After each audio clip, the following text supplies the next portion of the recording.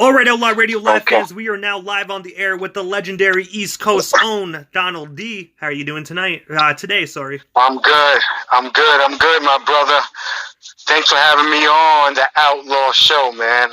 Let's get to it, man. Let's talk some true hip-hop, man. So I gotta ask you, man, to start this off, you were a member of the legendary group Rhyme Syndicate. I have to ask, how did you get connected with IceT? What's the story behind that?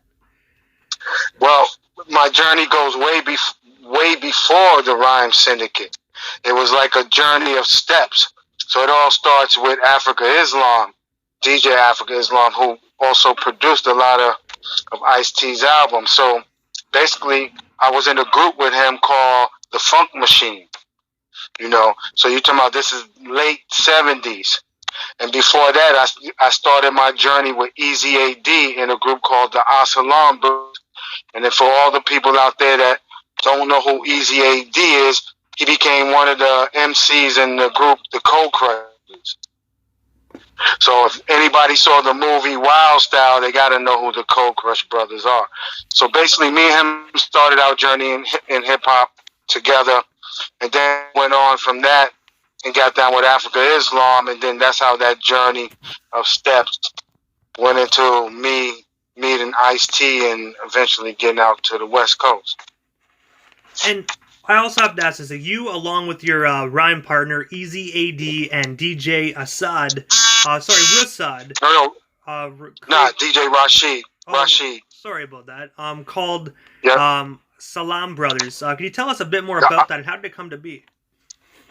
Okay, so it was called the Salaam Brothers. So basically, we used to go to this place in the neighborhood called the Boys Club, right? And basically, we went there to play basketball, swim, shoot pool, play baseball. It was kind of a recreational center to keep all the kids off the streets and doing something positive. So me and Easy AD played on the basketball team there. So to get inside this boys club, you had to have a membership card. So there was a guy that sat at the front door, and when you showed your card, he checked off your card number that you entered inside the boys club, right? Yeah. But this guy would be sitting there, and he had this gigantic boom box, and he would just have break beats playing, you know, cutting up all the classic breaks from Catch a Groove to Apache to Bob James. So, you know, one day we was going there, and he asked me and Easy AD, did we know how to rhyme? Now, honestly, we didn't know how to rhyme, but we just basically said yes to see what it was all about, and he invited us to his house. He cut up some beats, and there we were saying rhymes, but we didn't know what we were really doing, so we basically said to the beat, y'all, rock, y'all, yes, y'all. You know what? You know, basically we heard that went on at a Kool Herc party. Hey, but you know what? It worked, man. It turned out to be one hell of a classic record. Exactly. And it's funny, man, because I did not officially learn how to rhyme till when I saw Busy B. Starsky at a park called 123 Park with the Disco King Mario DJing. And that's the first time I heard an MC actually say rhymes over the beat. You know, Busy B was up there saying, I float like a butterfly, sting like a bee. I got more rhymes than Muhammad Ali.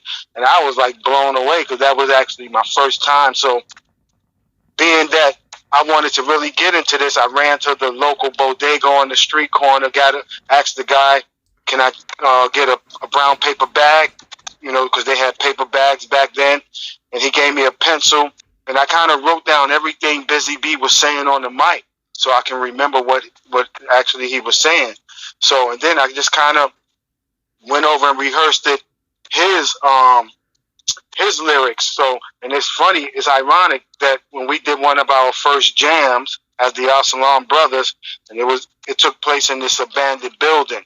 So, for all of those that saw the movie Beach Street, you saw that they gave parties in this abandoned building where no people lived there. And to get the power to have the sound system working, we had extension cords going out the windows into the street light, you know, outside. That's how we got the electricity. So basically, we were set up in one part of the apartment, and the people were dancing in another room. So basically, nobody can see us. But I was rhyming Busy B's lyrics off a piece of paper. And then after the party, this guy came up to me and was like, those were Starsky rhymes. So from that day on, I said, okay, I got to go and write my own lyrics, and started writing my own lyrics then. Hey, man, you know what? And you also became a member of the Universal Zulu Nation. What was that like, and how did you get hooked up with the Zulu Nation? So that's how it goes into form from the Salaam Brothers. So basically, DJ Rashid decided he didn't want to DJ no more because he became a family man. His girlfriend had a kid, so he kind of had to focus on working and raising a kid. So now me and Easy AD was left without a group. And it's funny because we didn't have a group no more, but I remember we saw Kool Herc walking down the street in this area called the Grand Concourse. And we couldn't believe it because at that time we only saw Kool Herc at a party, you know. So then we asked him, can we do a jam with him? And he was like, yo, what's the name of your group? Young Bloods, blah, blah, blah. We said the Salaam Brothers. So he actually put us on this jam at this club called The Sparkle. It was on the west side of the Bronx, but before the jam can take place, the club burnt down. So we never got a chance to do that party. So then here we are without a group no more, and I lived in this projects called the Lambert Houses. So basically in my building was my neighbor, her name was Kim Anderson, and she was actually the girlfriend of Africa Islam. Now, I had already saw Africa Islam's crew doing jams around the Bronx because they were originally called the Mayberry crew. And I would see him go in and out of the building, but, you know, being that I felt like I was a low baller and those guys was high rolling, you know, part of the Zulu Nation, I was too intimidated to say anything to him. So basically, I was rhyming at the local center in my projects, and his girlfriend heard me rhyming. And she was like, I'm going to introduce you to my boyfriend, blah, blah, blah. So I met Africa Islam, and he basically said, to get down with my group, you got to come try out. So I was like, okay, because he was like, I already have 2 MCs in the group, Kid Vicious and another one named LJ. So I told him, yeah, I have another friend of mine that rhymes, Easy AD. So he said, okay, y'all both come try out for the group. So basically, we was at DJ Superman, who was another DJ in the Funk Machine, and DJ Jazzy J, the legendary DJ Jazzy J, which many know of him from doing a song with Tila Rock, It's Yours, legendary DJ with Zulu Nation. So Jazzy J was on the turntables, played the long version of 7 Minutes of Funk. They told me to rhyme. Then they told Easy AD to rhyme. And then after we rhymed, they told us, all right, go back outside. And we'll call y'all back when we finish talking. So basically, they liked me, and then they didn't like him. So when they said that they didn't like him, I was like, yo, Easy, let's go. You know, I was like, let's get out of here. But he was like, nah, this is your chance to get down. I'm like, nah, man, come on, we in this together. So basically, he was like, nah, do your thing, man. You're going to be in the big times now. So I got down with Africa Islam. So that kind of made me an official member of being part of the Zulu Nation, because back then Zulu had other forms of groups, whether it was the Cosmic Force, and you had the Soul Sonic Force, and you had various DJs. So the Funk Machine was another part of the Zulu Nation. And I have to ask this, man. Like, I had the opportunity to interview a few people from the Universal Zulu Nation as well. Did you happen to have? Did you get the opportunity to work with Flat Top or the international DJ Finesse at all? Nah, I never worked with any of those guys. They weren't around when we started. You know, it must be a really, really big organization as well. A lot of people must be a part of it. Yeah, because I never met Flat Top. So if you're talking about back then, it's strictly the Bronx, so Zulu. So we have our own little area, Bronx River Projects.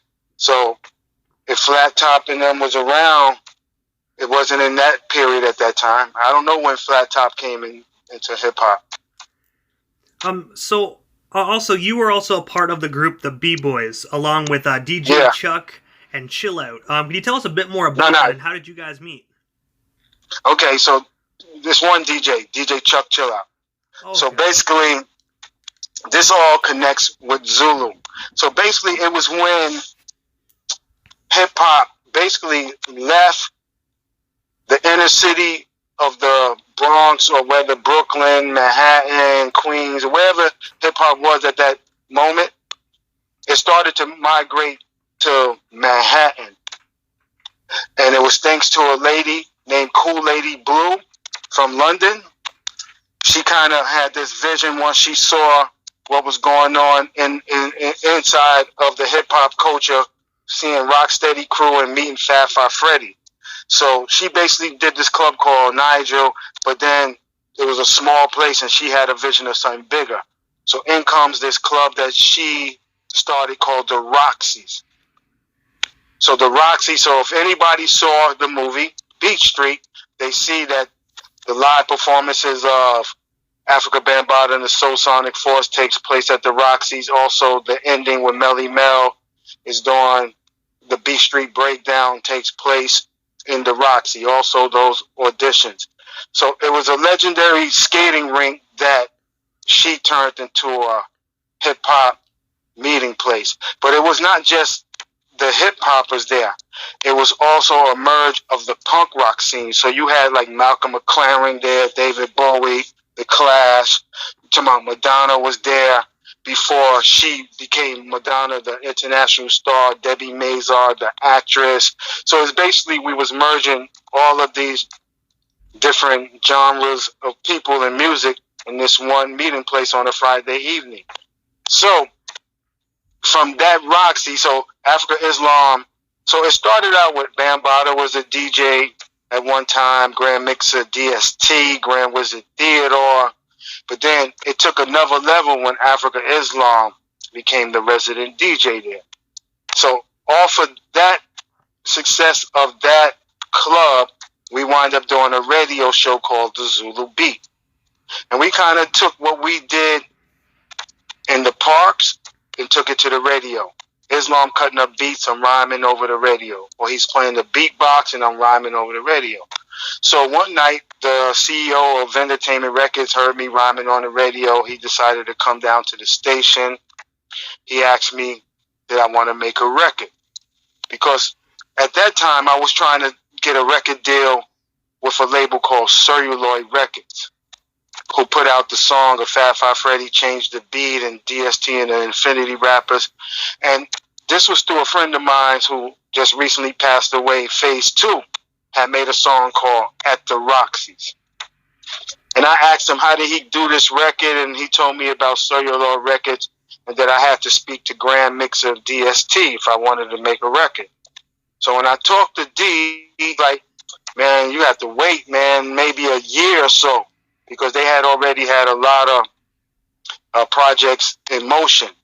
So, you know, and I was just anxious to want to do this because I had already seen other people that already did it outside of, you know, Grandmaster Flash and the Furious. You had Treacherous, you had T La Rock, and then you had Bam and Soul Sonic had made a record, the Jazzy Five. So a lot of people was making records at that time. So this guy comes down to the radio station. He asked me, so I'm thinking, okay, wow, he want to make a record with me and then Africa Islam as the DJ. I'm like, okay, cool. But then he was like, nah, I have this other DJ named Chuck Chill Out. And I had never heard of Chuck Chill Out. And he said, I have this idea to call the group the BBoys. So I was like, what? So I kind of went and talked to Africa Islam and told him, like, yo, this guy want to make a record, but he don't want to do it with me and you. He want me to do it in this group called the BBoys. So Africa Islam was like, yo, go do the record, and when you get the record, bring it back to the station. I'm going to play it on the radio station. So basically, the next day I was in the recording studio recording some of my early B-boy songs, you know, 2-3 Break Cut and Herbie and Rock the House. Some of the most legendary songs as well by the legendary Donald D, man. I gotta admit, I love those tracks. And gotta remember, Rock the House Show became one of the most sampled lyrical phrases all time in the music industry. And it's also back as in the well day as when break. hip hop was hip hop. Yep. There you go. So I have to ask this, man. Yourself, along with DJ Mac Dimax, started the group the Bronx Syndicate. What's the story behind the Bronx Syndicate? Right. Now that was just a spin-off of the Rhyme Syndicate, man. You know, in downtime, so Dynamax was living over in Paris, and I had met Dynamax. It's crazy because I met Dynamax like in 1988 in Chicago. Because Max is from the Bronx, but then he was living in Chicago. And we happened to be doing a concert in Chicago. So in 1988, I was on tour with Eric B. and Rock, Kem Kumo D, Dougie Fresh, Kumo D, Boogie Down Production in Bismarck, and IceT. So he was at the concert, and he, came, and he was like, I'm a fan, love what y'all doing. And that's how we met. And then, it wasn't like we exchanged phone numbers and, emails didn't exist at that time. So I did not run into him till years later when I moved over to Italy. And he, we wound up connecting. So we started doing shows together. And then he had an idea of this song called The Funhouse Adventure. And he was like, yo, let's do a song. So we did it.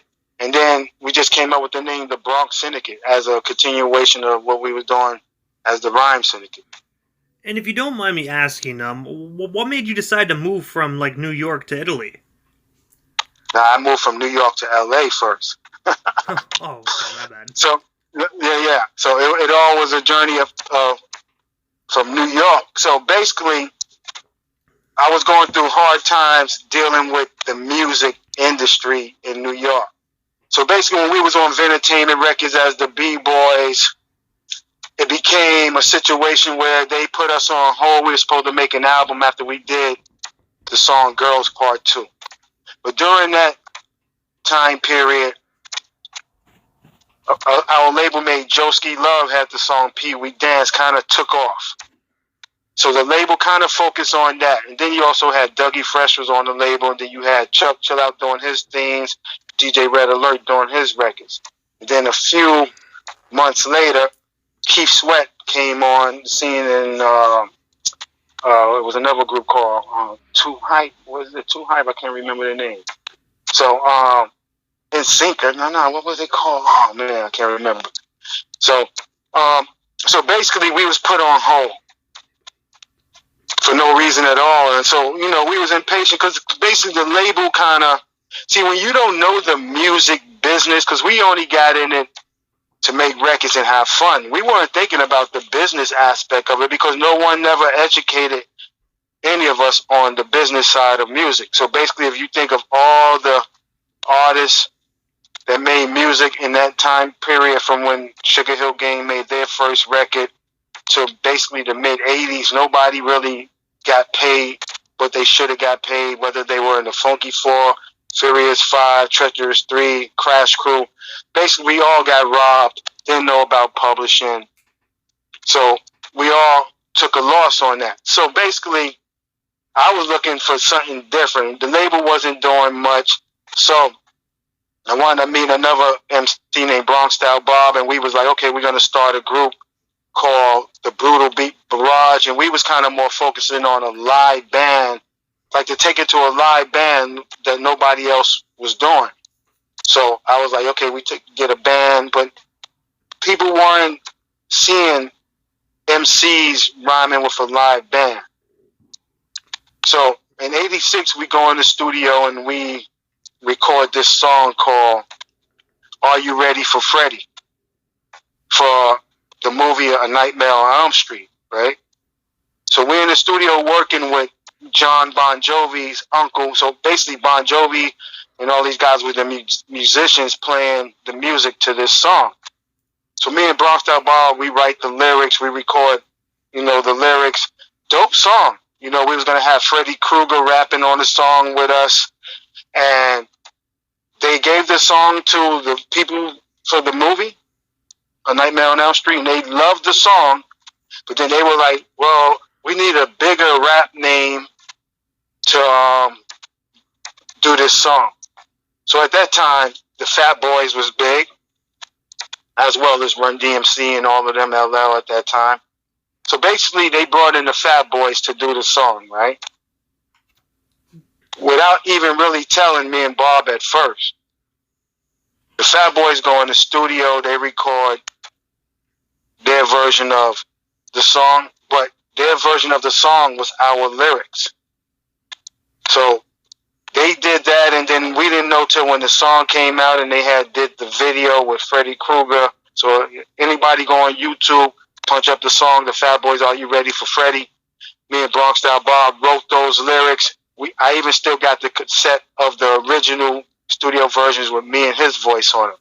So after all of this stuff was going on, and then a year later, my cousin gets killed, and then Scott LaRock from Boogie Down Production gets killed. So during that period, Africa Islam moves to California. So, but I still go to his house to make sure everything is okay at his apartment. So when Scott got killed, basically him and IceT was calling back to New York to find out the situation of Scott. And during that conversation, IceT says, yo, I want to start this thing called Rhyme Syndicate, where we merge the East Coast and the West Coast, but not only the recording artists, but we have the DJs, the producers, the B-boys, the graffiti, everybody together in this Rhyme Syndicate. So I was like, okay, cool. And from that conversation, it was stuck there till a year later. So we can move on to that. And man, that is actually one crazy story. I do want to say, I know it's been many years, and my condolences to your friends, man. It's never a good thing. Yeah. Never a good feeling when you lose your friends. But man, I gotta say, I'm sorry they did you wrong like that as well, man. On the Nightmare on Elm Street, I think that really would have been a really huge gig for your guys' like voices to be able to be on those lyrics. Down the road, did you ever get any compensation at all? Like, did you ever get any like royalties for like songwriting? Come on, man. So basically, when you don't really know the business, so we wrote the lyrics, they gave us like a short percentage, a real small percentage to split, and we was like, because at that time we didn't have management, we didn't have a lawyer, so we basically didn't really know the business. Because I always said, the people that know in the music business is not going to educate those that don't know, because it's a jerking game. And then if they can jerk you and get all the money and get all the publishing, so just say for instance, if we have, your record gets played on the radio, you get publishing. So what if we had our own publishing company as the B-Boys? We get money, but being that Entertainment put it under their publishing, all the money went to them.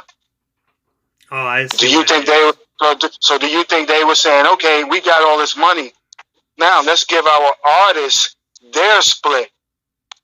No, they're gonna give they you don't a come circle back. jerk. If you go back and look at the cover of Rock the House record, they put me and Chuck Chillout as consultants, not the artists. We was consultants. So, the music business has always played that trickery. From, if you go back and watch the movie of Frankie Lyman, or how the labels did him and wrote their names as writers and producers on records they had nothing to do with it. That goes back, to many, from the Motown to Ray Charles and everybody, and Sam Cooke. You just go in the history of music, and a lot of artists did not get what they deserve, and most of them had died broke. So basically, I didn't see no real money till when I got out to Los Angeles. And also, I saw a photo of you and Snoop Dogg in Florence, Italy. I have to ask you, what was Snoop Dogg like, and like, how did you two initially get connected? I met Snoop through just being on the scene back in L.A. So at this time, I'm living in L.A. And, he was an up-and-coming rapper, and then he wound up connecting with Dre. So basically, I knew him from that time period. So he was on tour in Europe, and he did a concert in another city called Lucca. And then after the show, he wound up having a DJ set in Florence. So, my friend said, "Yo, Snoop is gonna be." And I'm like, "Where is Snoop?" Because at that time I wasn't really following what he was doing as a DJ. Because last I saw Snoop, he was doing his reggae thing. So I was like, "All right, man, I'm gonna go check out." Right. So I was like, "I'm gonna go check it out." So basically, get there, I see everybody trying to get up on the stage to holler at Snoop, and Daz saw me, and Daz was like, "Oh, Donald D, come up," and I was up on the stage watching Snoop rock it, man, and drinking some champagne with Snoop and Daz, and we just was chilling that night, man. The night the East Coast meets the West Coast, man. It must have been one hell of a party. Right.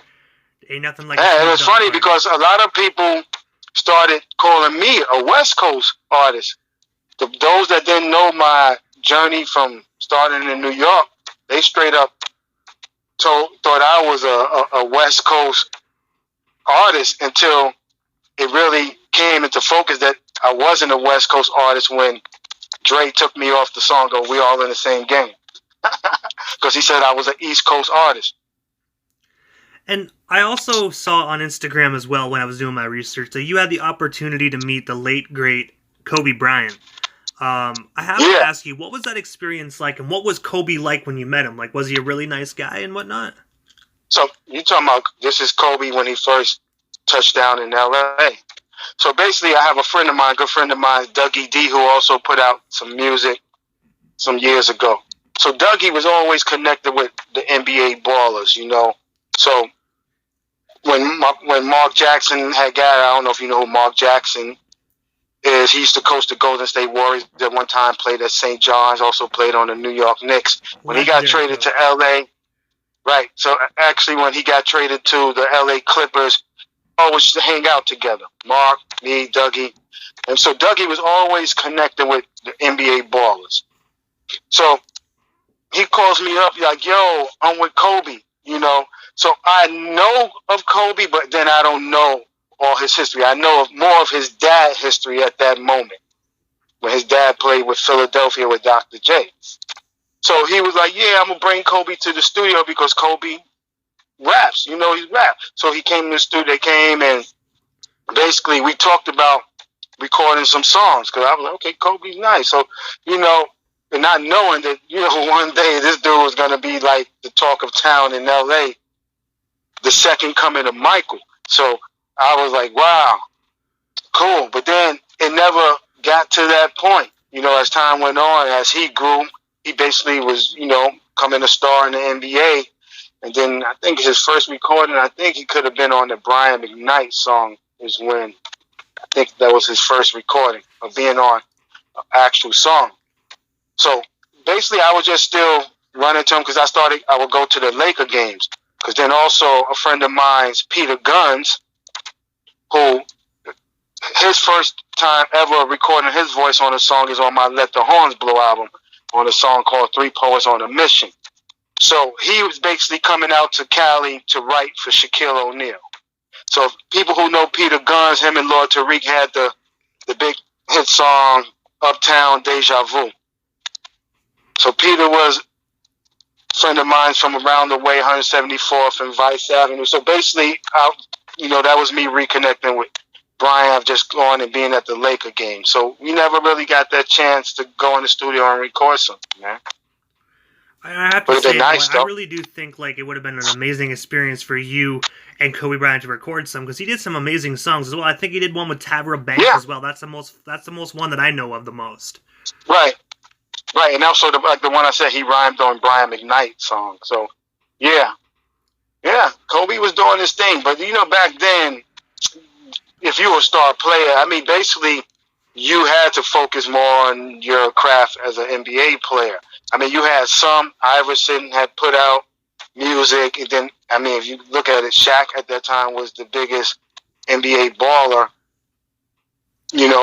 out of all of them. Because then Shaq was more doing it with a lot of artists that was really good. Because, he was doing stuff with the Fushnikins and stuff like that. So, and then Def Jeff was producing for him. So, Shaq was more connected to the hip-hop culture than some of them other ballers, though. Yeah, and I So, think Shaq was also a DJ as well at one point, or I think he still is. well, yeah, now he has more time to do his DJ thing. Yeah, That's I true, seen yeah. the videos of him on online DJing. But I do want to say to everybody, rest in peace, Kobe Bryant. That was a terrible tragedy that happened, and Yeah, it man, shouldn't have happened. sad. And it's sad because I remember Kobe, like, from his house to the games on the helicopter to get there, man, because the LA traffic can be brutal. So, yeah. So, when I heard this, because it was crazy because I wasn't at home, but then I got home, turned on the Pro Bowl, and they were, like, so sad about the tragedy. And then they went into a commercial break, and I'm like, what tragedy? And I went online, and it popped up, man, and I was like, oh, man.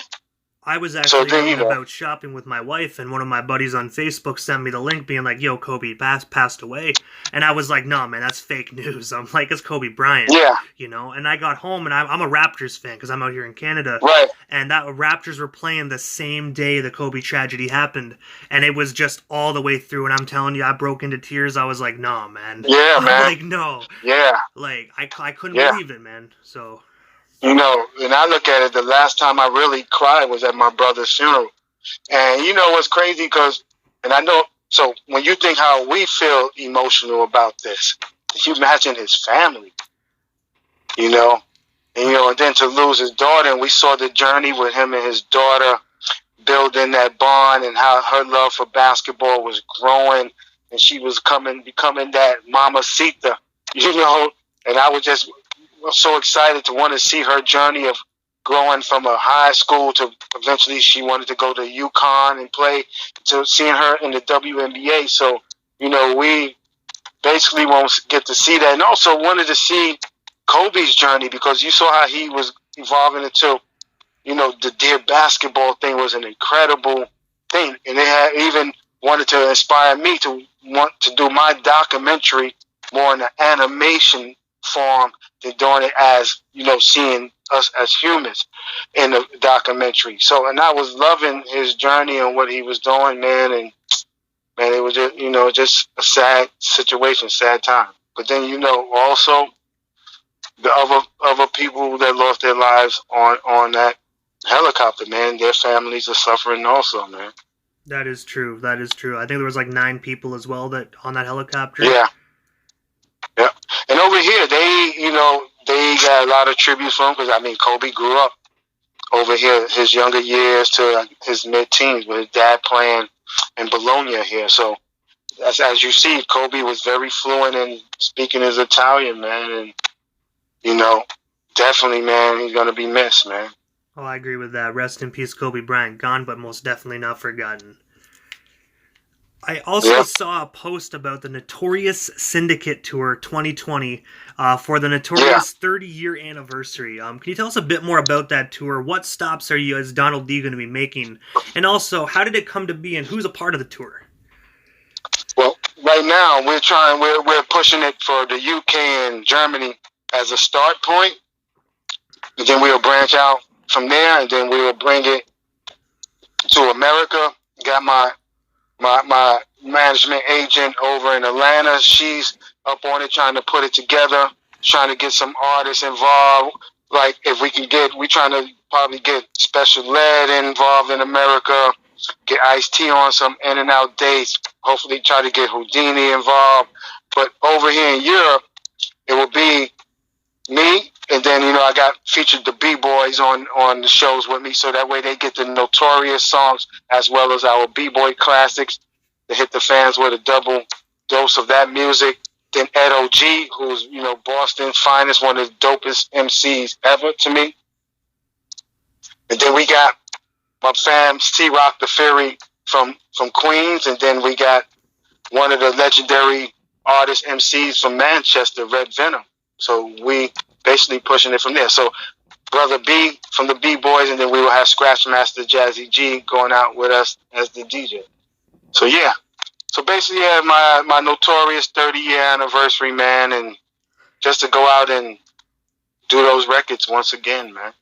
Oh man, I wish we would like to come to Canada, man. We want to get to Canada. Trying to set it up, man. I trying to set hope it you up. guys make it through, man. I really do. It's crazy, man. We don't get a lot of real hip hop here in Canada, man. I think the most closest concert we had in the past couple of years that I've noticed in my area would be we had Snoop Dogg, Warren G, and Wu-Tang Clan at a summer festival in Ottawa, Ontario last year. I went, and it was great, but we need more hip-hop, so I really do hope you guys make across the pond. And you where? You in Toronto? I'm in Prescott, so I'm in a little small hick town of like 4,000 people. Okay, so I mean, they got the club scene. You DJing at the club? What you doing? Well, we have a couple bars here. I did a few of them as well, but it's not really the whole giant club. Like, for me to actually do the whole club scene, I have to go to Ottawa, which is about a 45-minute drive away. It isn't too bad. Ottawa is where it's bumping. Ottawa has, like, the clubs, excuse my language, the kitty bars, the strip clubs. They have the party scene there. Okay, in that section. Yeah. I mean, Canada is, like, some of the best live people when it comes to hip-hop, especially back in the day. I remember we was in Vancouver and we shot the IceT Iceberg footage for that long form, and when we did that, man, and Much Music had covered it and filmed it, that crowd was energized, man. And that show was Ice, me, and Everlast on that bill that night. Oh yeah, when we get hip hop shows in Canada, like us Canadians, we go buck wild. We go crazy on it. Yeah, they good party people, man. Outside of that, y'all have some good baseball teams over the years. Well, I'll say, okay, the Blue Jays has won a few World Series, and then hockey's off the hook with Gretzky and Messier and all these dudes with the Oilers, man. Because I'm a great hockey player, man. I'm a real great hockey player. So I have to ask, just on the topic, what's your favorite hockey team? I know it's random. What's your favorite hockey team? The Rangers, man. Come on. Of course, in New York. I should have guessed that one. Yeah, you didn't get what I said. I said I'm a great hockey player on the PlayStation. Really? You play PlayStation? Yeah, come on, man. I haven't played a hockey game on the PlayStation since PS2. You'd probably destroy me. Oh, man, yeah. So you talking about now is going to be PS5 coming up. So, yeah, it's more advanced. Because I even think back when we used to play the John Madden football, Tecmo Bowl on Nintendo. And we used to have it live at our club in L.A. because we used to have a club called Water the Bush. Then we switched it over to a club called United Nations. And we had a room set up with a big screen just for people that love to play this football game called Tecmo Bowl. So, yeah, man, I always was a video game junkie. And I'll tell you a crazy story. So in 88, how I got hooked on playing video games, it started with Rakim. When we was on tour, Rakim had his Nintendo. He'd be up in his room playing baseball.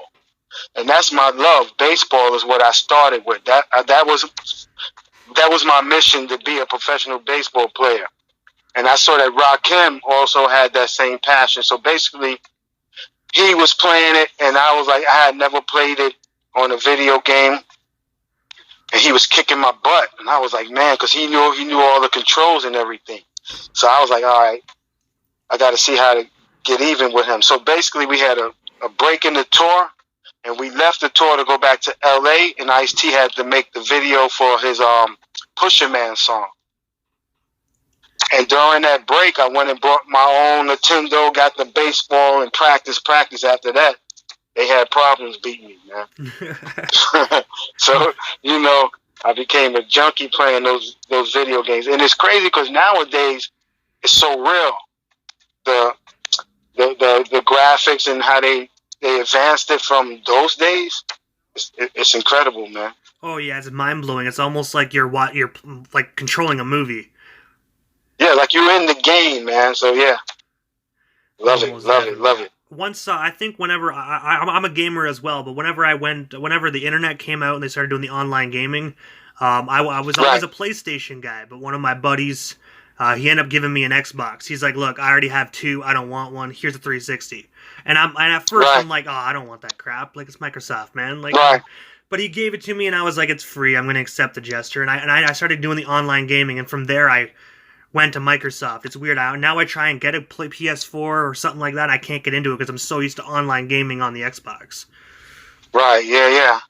Yeah, it's whatever, quenches your taste, man. So, yeah. But it's just funny because being out in Europe, baseball is not a big sport. So basically, I play against the game.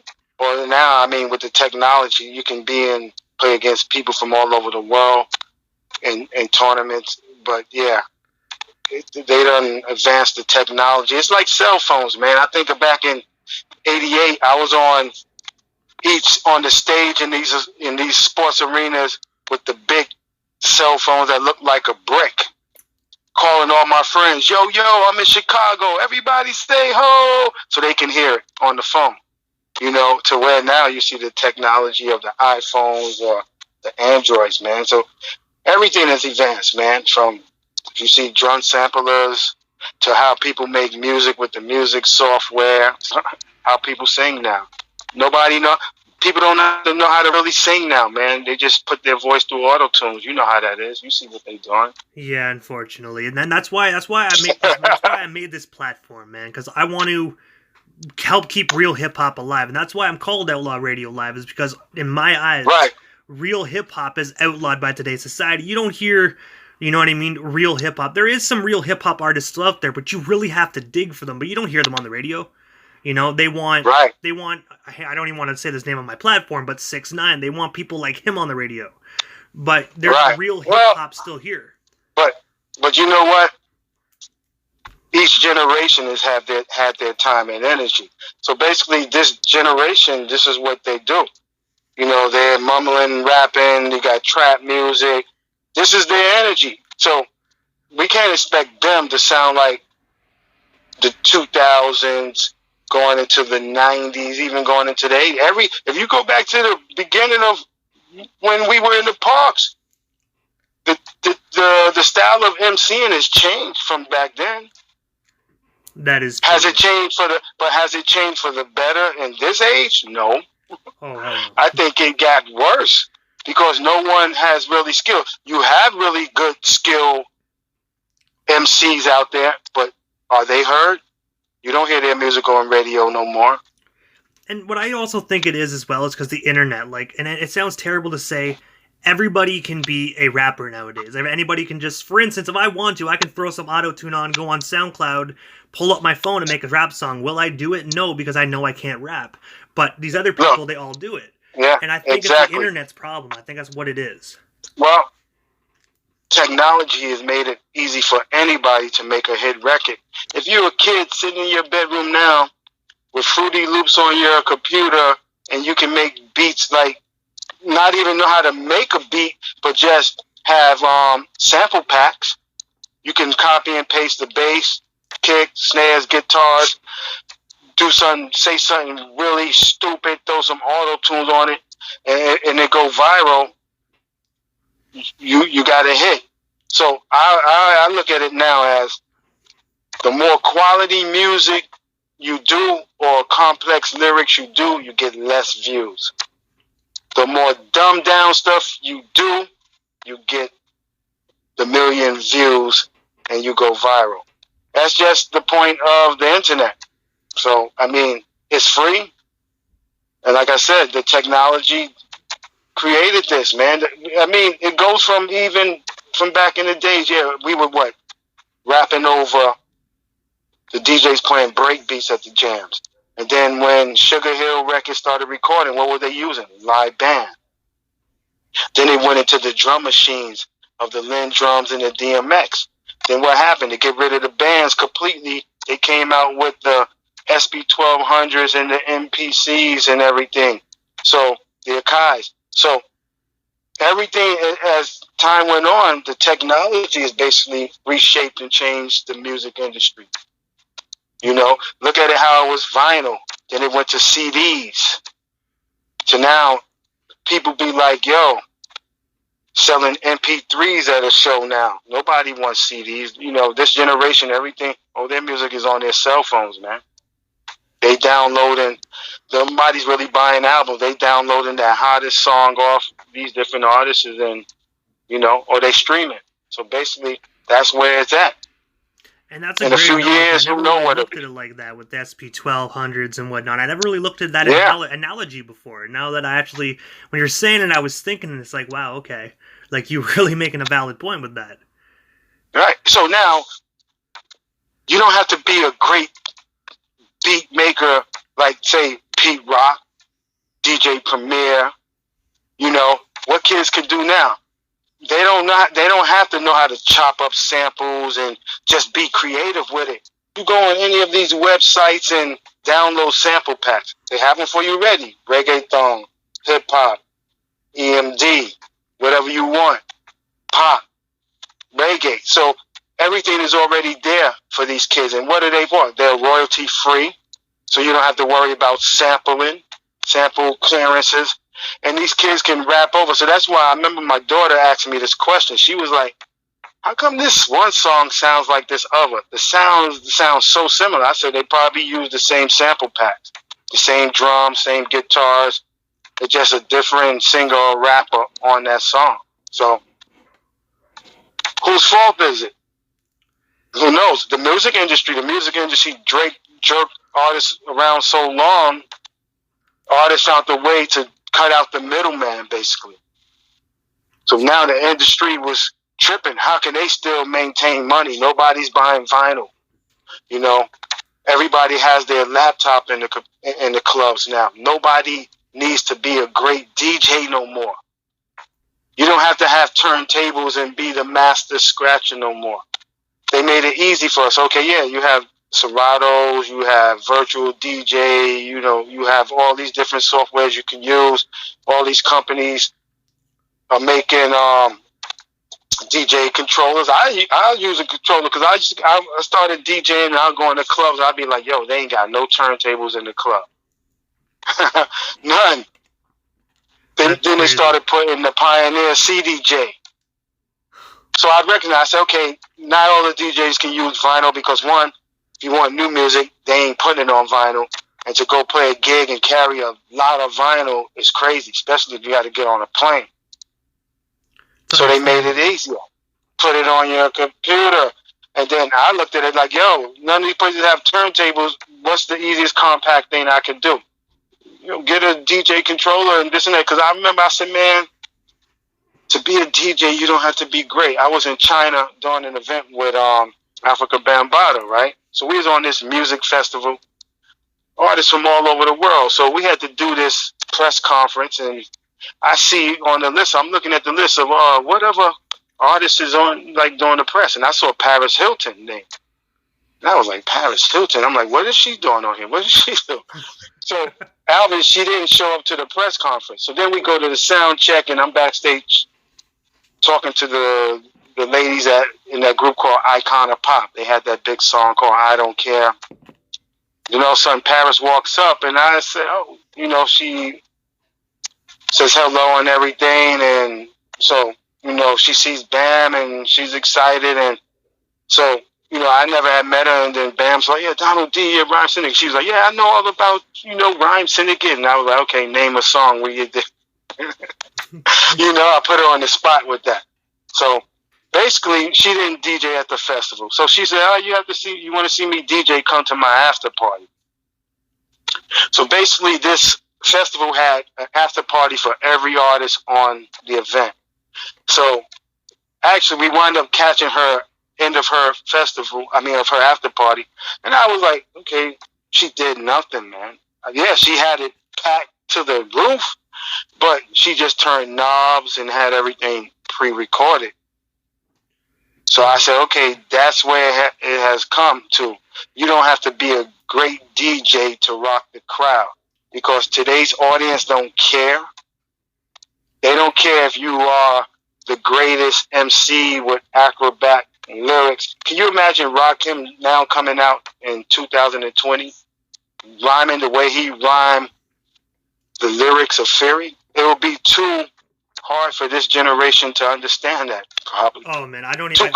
It's too complex. He would stay underground. It's too complex. So it's easy. So it's kind of become easy for anybody to just say, "Chilling in my house, yeah. I'm going outside, yeah. What I'm going to do, yeah," and just put it over a trap beat and win. Throw a little auto tune to give you a little melody, put you in the perfect pitch, and you win. Do we hate on it? because when you think about it, a lot of these kids that do it are living in ghettos, poor family, poor community. They looking for a way out. If this music can get them out of that situation to help their families move into a better situation, you can't hate on it. It's the same with NBA players. Do you think NBA players grew up rich? Their families grew up rich? No, most of them are all from the hood. In my opinion, when it comes to trap music, I try and take trap music and hip hop like separately. I think trap is its own music genre itself. That's just me. I think you can't really compare real hip hop culture with trap music. I think they're two separate. But what is trap music? That's the label they gave it. But trap music is no different from us back in the 80s using the 808 drum machines with the 808 kicks and snares and hi-hats. It's the same. It's the same sounds. The Dirty South was the same sounds, and they gave it their own label. The Dirty South, or even Miami bass. What was Miami bass music? Was none. Planet Rock. Planet Rock was the 808 drum machine, but they called it Miami bass. So every region gives it their own label. They're calling it trap now, but it's the same drum sounds. But that is most definitely true. I agree with you 110%, Donald. I really do. I have to ask you, what is next for you? Other than your Syndicate tour, what is next on the list for Donald D? Oh, great question, man. I want to eventually complete my book, my documentary, man, because I think my story needs to be told and also seen visually, from growing up as a MC in the Bronx and then having the vision to want to get out of New York and then wind up connecting with IceT in Cali, which we need to elaborate more on my journey from leaving the Bronx to being out in LA with Ice in this interview. And then just, going out to Japan and working with the Japan DJs, living out there for a minute, and then coming to Europe, because through this hip hop music, it's took me all over this planet. We never saw this vision growing up in the Bronx. We all did parties to make enough money to go to the White Castle after party, and we had a good time. And was looking forward to the next jam the next weekend. We never thought it was going to get on record and that our voices would be traveling throughout the world. Or if you see DJs like Flash, how big he is in Europe, and Bambaataa and a lot of the old school, and then you look at all the graffiti artists from back in the day, from Ramelzy to Toxic to Fab Five Freddy, all their art, and then you still look at Keith Haring's art, is still irrelevant today. We never saw any of this vision. But look where it is taken, and it has made, one, the music industry billions of dollars. It has taken a lot of us ghetto kids from the hood to Hollywood, as they say. And some has become entrepreneurs and own labels. So this hip-hop community has opened up many lanes for everybody to get in and shine the way they want to shine, man. It all was about peace, love, unity, and having fun. So that was our motto. And that's true. So I have to ask you, with your book and whatnot, do you have an estimated release date for that as well? And also, where do you plan on selling your book? Is it going to be digital, or is it going to be hard copies as well? No, both. In this day and age, you got to do it all, man. You don't just settle on one lane. Basically, when I get back to New York during the summer, sit down with Ice, because he'll be on his break from Law and Order, and we sit down and try to map it out. Because Ice done put out a few books, and really just sit down and pick his brain on how to really put it together. And hopefully going out some dates with Ice on the Art of Rap tour this summer, because basically Ice will be over in Europe in June doing his BC tour. So, yeah. And I want to ask, have you ever seen actually IceT at work on Law and Order SVU? That's one of my favorite shows, man. I love I love IceT in that, man. He honestly, for a guy that made a song called "Cop Killer" to playing a cop, Right. he's an angry looking cop. And I'm telling you, I would not want to mess with him if he was a real cop. Yeah, but before he played a cop on that, he played a cop in New Jack City. That is true. I totally forgot about that. And I'll tell you the story, right? Yeah, he did that song and how it affected the whole music industry. But we were on the very first Lollapalooza tour. If you know that festival, and it still goes on today. We was on the very first one with Jane's Addiction, Susie and the Banshees, Butthole Surfers, and Living Color, Nine Inch Nails, Henry Rollins. So we were there, and Ice performed that song every night, and nobody said nothing. The police was there. They were dancing to it. No one cared about it. That was the summer, 92, was it? Maybe? I think it was. Yeah. So then the winter comes around is when everything changed. I think Charleston Heston brought it up. It was going into the election thing. I forgot who. I think he was part of the Al Gore political party. And they were looking for a way to get votes for people. So, okay, they see that what was going on with this song. Okay, who's putting out this song? Oh, Warner Brothers. So they say, okay, Warner Brothers is just a little part of Time Warner's the corporation. So it kind of was a small fire that became a blaze. And, it's crazy because that song also affected all of us that was on Warner Brothers at that time. So basically, my album got held up to Let the Horns Blow. Basically, we all lost our deals. Bronx Style Bar was there. You had Bismarck there, Big Daddy Kane. It was just like a crazy time period in music. And that also piggybacks off when Prince was going through his problems up at Warner Brothers. So, yeah, it was like something crazy. But what happened was that the media locked that rock song and called it hip-hop, rap. But it had nothing to do with the rap community. It was more of the rock community. You have so many rock groups and singers do worse songs than that, and they don't get persecuted for it. That is true. We always say, it's a double standard when it comes to some. So. Because I remember it was a crazy period. They created this song "Fuck the Police," and they got quite a bit of ridicule over that as well. Yeah, I was on tour. We was on tour together back when they had those songs. We was all on the Public Enemy tour back in the 90s and in late '89. So yeah. So you were on tour with NWA? Yeah. I have to ask you, what was it like being on tour with those guys? Radical, they ripped down the stage, man. But it was only not just them. 2 Live Crew was on this tour too. So when you think of what they stood for, and then you had Public Enemies, their energy and what they had. It was the Bring the Noise tour. Stetson Sonic was out there, EPMD, Big Daddy Kane, MC Light. So it was just us, DOC, before his accident. So it was just us young guys and girls out there just bringing our energy to the stage.